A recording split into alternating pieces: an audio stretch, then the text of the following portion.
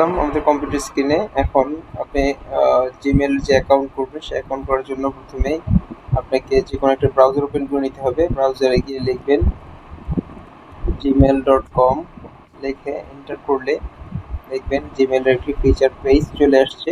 তো এই পেজ থেকে আপনি দেখেন এখানে ক্রিয়েট অ্যান অ্যাকাউন্ট লেখা আছে, ঠিক নিচেও ক্রিয়েট অ্যান অ্যাকাউন্ট লেখা আছে। যে কোনো একটিতে আপনি ক্লিক করুন।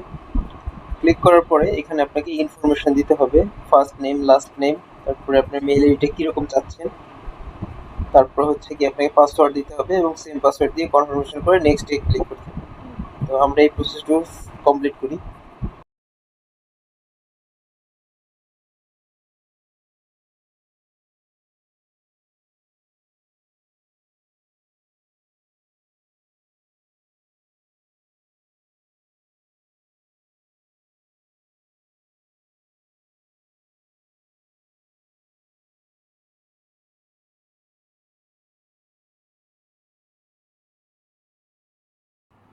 আমরা যখন প্রথম পেজের ইনফরমেশন টোটাল কমপ্লিট করে সঠিকভাবে নেক্সট ক্লিক করলাম, তারপর কিন্তু এই পেজটি চলে আসছে। এখন দেখুন এখানে আপনি একটি অপশনাল মোবাইল নাম্বার দিতে পারেন, যে মোবাইল নাম্বার দিয়ে আপনি এসএমএস এর মাধ্যমে অ্যাকাউন্টটি ভেরিফিকেশন করতে পারেন।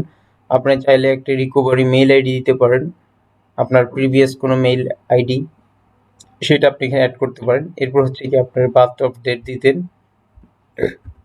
তো এখানে আপনি বার্থ অফ ডেট আপনার মতো করে আপনার জন্ম তারিখ দিয়ে দিলেন।